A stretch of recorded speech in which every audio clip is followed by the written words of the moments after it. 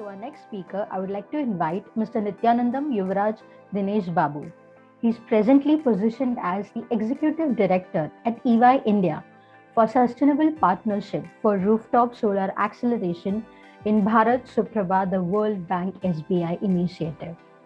Today, Mr. Yuvraj will discuss the investment opportunities in solar and solar rooftop. So, delegates, let's welcome Mr. Yuvraj Dinesh Babu. Most of the countries in the world are announcing the kind of net zero, the targets in terms of how they have to move towards a zero carbon world. So from that angle, India is doing extremely well. On the positive side first, the policies and the associated programs, the incentives, everything which was very nicely summarized by Mr. Anil, which very well kind of aligns with the Atmanirbhar. It could be the PLI or it could be the BCD. All these announcements have reinforced that we are moving forward to a very certain kind of environment for making the 175 gigawatt a reality, and moving forward the 450 gigawatt also a reality by 2030. In terms of how we perform, the report card looks very nice.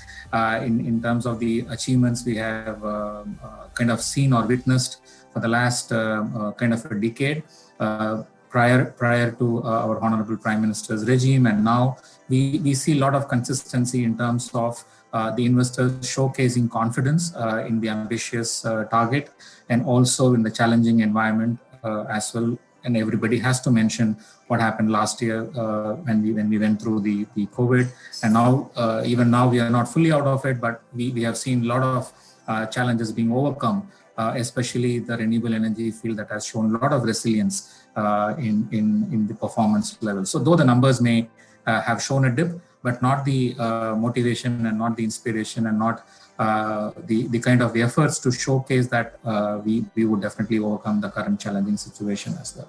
So what we see in this arena when we talk about solar is that all the Ds which was put in nicely again by the previous speaker, the decarbonization, the decentralization, and the digitization. And also add the diversification. So all these Ds have become a reality now, and each and every aspect of these Ds are now being addressed by the market very nicely. Not that because I'm sitting in a very state-of-the-art, forward-looking consulting firm, but also from the program point of view, which I'm leading from the rooftop solar side, I could see the promise the stakeholders could see and witness, both from the public side and the private side. So from that angle, the consumers are the most empowered kind of citizens, and they are now calling the shots, and therefore it is time that we look into the demand that are being made by the consumer, which is basically the access to the power, and then the quality, and then also the affordability and the sustainability aspects of it. So from that angle, solar really provides the means to achieve what the end consumer ultimately wants, and therefore we see the emphasis largely driven towards the solar aspect, because the wind has seen its attention in the initial 80s and 90s, and therefore it was time for solar to be given the due attention. It was given, and now it is definitely the cusp where which I believe Rajshekar will touch in terms of how the hybrids, the storage, and the relevant part of the end use of various technologies put together are going to redefine the economics of power in the country. What we did at EY is a very, very quick analysis of the tipping points. We kind of displayed or projected, I would say, 3 tipping points. The one is a birth of a new energy system where the grid cost parity of the non-utility solar reaches the solar plus storage system. That was the first tipping point which we predicted. And then the second tipping point was the price of the battery electric vehicles reaching the cost parity and performance parity with the ICE vehicles. which is basically the electricity and mobility part of the convergence. And then the last tipping point was the digitalization, where the cost of transporting electricity exceeds the cost of generating and storing it locally. Though the kind of tipping points were in this order, but in terms of achieving the tipping point two, in terms of the battery electric vehicles reaching the cost parity of ICE, was predicted to be happening before the other two. And from that angle, the cost aspects and the benefits aspect were calculated. And we again kind of predict a kind of mix naturally by 2030, 2033, that the kind of coal is going to diminish. It's no brainer to say that. But the studies across the world varies in the kind of penetration of renewables. It's not just the installed capacity, but we are talking about the terawatt hours. So our estimate shows a kind of a jump in the overall generation from 1,000 terawatt hour to 2,800 terawatt hour by 2033, and the majority from the renewables, of course, come from solar, which is close to around 16%. But in terms of the cost, as you and me know, the kind of reduction in the cost of the solar has now made the market to move from the utility solar to decentralized solar and also to different forms of other solars, and trying to address the most important development goal of also electrifying the end use of the system, which means the infrastructure as well as kind to electrify most of the operations at the end and at the end users aspect of it. So from that angle, it could be a floating solar, or it could be the solarization of the pumps, agricultural pumps, or we talk about the rooftop solar. All forms of solar have taken the market by storm in terms of its economics, the proven economics, and therefore we don't talk anymore about the pilot aspects of it. So we predict a kind of a $58 per megawatt hour, which will be the cost of distributed solar PV by 2033, and the kind of cost of battery storage to around $80 per megawatt hour by 2033. Of course, it could be disputed in terms of the recent research as well. But having said that, the kind of end use, as I mentioned to you, the electric mobility is going to take a huge kind of arena close to hydrogen as well, because hydrogen was a recent entrant, but it has now garnered huge importance. But we also see the role of solar in the distribution aspect of it for mobilizing the electric vehicles targets and the mission to be more successful. As we estimate, close to around 18 million electric vehicle cars by 2025, up from kind of 400 to 600 today, 600,000 today. And therefore, the cost of battery storage, as I mentioned to you, would also make a lot of relevance for that. And therefore the kind of decentralization using solar could also be a major component, because we anticipate 9% of the 18% contribution of renewables would come from solar for the electric vehicles by kind of 2035 to 2050, 2025 to 2030.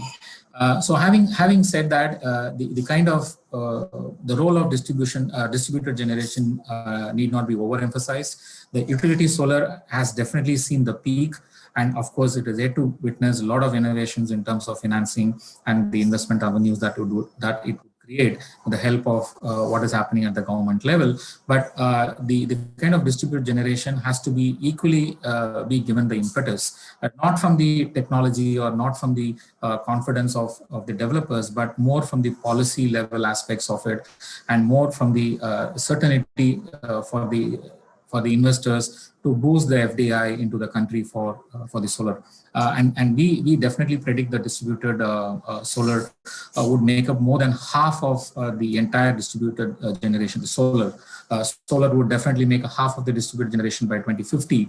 And given this kind of an anticipation, whether it could be a virtual power or microgrids or any aspects of end use, as I mentioned to you before, distributed generation deserves a lot of attention in terms of investments. Because the technology gap is reducing as we speak, but the kind of certainty for investment is still is in the kind of development mode and needs more kind of importance. In terms of several avenues where we have seen the success stories on renewable energy, so we have seen kind of IRIDA having $100 million kind of a program for the solar park projects. You all know the RUMS project, the Reva Ultra Mega Solar Project, which was successfully implemented in Madhya Pradesh, and followed by which you have West Bengal Power Utility having a $80 million solar park program under the KFW, NG coming up with $65 million with Asian Development Bank, and SBI, of course, having two different line of credits. One is for the renewable energy as such from KFW for $170 million. And the other one is the $625 million for the rooftop solar program. And finally, Punjab National Bank's $500 million for the rooftop solar as well. So in terms of the international development financing coming into India is not new. It has been there for almost 3 decades, if not more, when the IRIDA and when IRIDA was established. And even today, you see a lot of international donor development financing coming into the country. And therefore, it gives a lot of emphasis in terms of how the blended financing would help the domestic kind of developers to seek financing, leave alone the large corporates who have their arms and legs across the globe and they have best access to the cheap funds, and the investors who are moving away from the coal are now looking into the developing countries like India and China for investment. But you should also be taking care of the local first generation entrepreneurs and the upcoming developers who are now moving away from their core business of electricity in the diesel aspect or in battery or in other inverter. So these kind of developers need to be given more impetus under the new programs, whether it could be PLI or any other programs. And therefore, the kind of domestic financing environment could only be leveraged if you have more blended financing with the international development financing. So from that angle, to give a very quick summary of the utility solar journey, before I spend a couple of minutes on the rooftop solar, is that the 100 gigawatt magic has triggered positivity. Everybody knows that. And as a result, we have now 450 gigawatt in the making, out of which the majority would come from solar. We have seen centralized tendering by SECI. So SECI, moving from Solar Energy Corporation of India, has become more a stakeholders-enabled corporation of India, where a lot of stakeholders have kind of helped SECI to design and modernize the tenders so that the conditions are so friendly for very aggressive bidding in the reverse auctions, which you have witnessed for the last 1 year or very recently when the 1.99 was breached.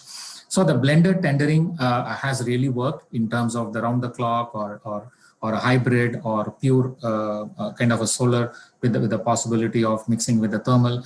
So a lot of blended tendering practices we have witnessed, and the payment security mechanism and SECI coming in between the developer and the DISCOM and trying to give some kind of a strong guarantee in terms of the payments has resulted in this kind of an environment. But having said that, there is a lot of challenges which I will just summarize as well. The ALMM is out, the approved list for modules and manufacturers. The BCD is in, SGD is going to be out, and we have the R&D to be boosted under the PLI. So all these kind of positive initiatives are captured by MNRE from time to time when they launch the programs as well. So that is the bright side of it. On the challenging side of it, we still have $1.5 billion as the DISCOM dues for the renewable energy sector as of Jan this year. We witness the reneging of the contracts. We see the policies and regulations changing across the states as and when they deem fit.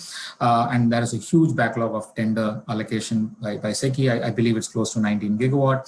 And therefore, the domestic financing challenges or the international investors' confidence has been put under a lot of stress and test. That needs to be addressed. And then the kind of domestic manufacturing is not a concept of expanding their existing capacities.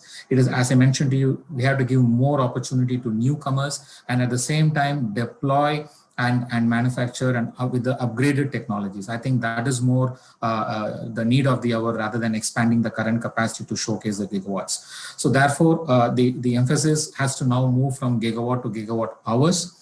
And I re-emphasize the level playing field for the MSMEs, the local manufacturers, who should be given a lot of impetus. And this would all combine and give a lot of avenues for the investors to invest in this sector.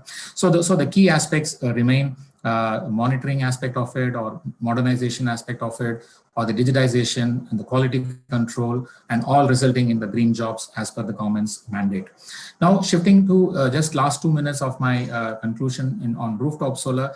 It has been turbulent times for rooftop solar since its beginning, and we have seen just close to 6 gigawatt plus against a 40 gigawatt target by 2022. It's now highly unlikely that we will achieve that target, and a lot of positivity in terms of states implementing the policies and regulations, but a lot of things have always been varying for the discoms because of their perceived the negativity of the losses coming or arising out of the rooftop solar. So under our Superpower program, we have been working with the 17 states for the last 4 years, and we have done a lot of enabling kind of work to empower the stakeholders to understand better. We have introduced different business models. We have updated the model national regulations for the net metering, and we have also tried to see how best the discoms can be a collaborative partner rather than considering rooftop solar as a competing kind of a partner.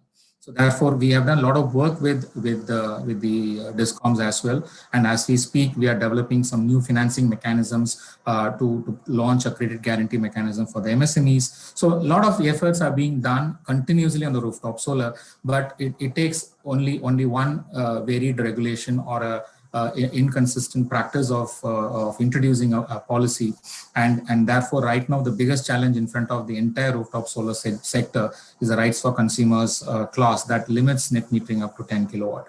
So this is going to be a major game changer for good, bad or ugly. It all depends on how the representation of the stakeholders would be taken up by the government, and we see a lot of positivity in terms of a kind of a positive amendment coming up very soon, and that would redefine how the investors would then continue to promote their RESCO models. And so these are the challenges as such, but we feel that there is a very, very positive way kind of forward to not only to see and exceed the numbers. The numbers are always there for you to have an ambition, but I think more is a best practice that you try to always imbibe and then try to continue to move forward. So modernize what we are doing is very important.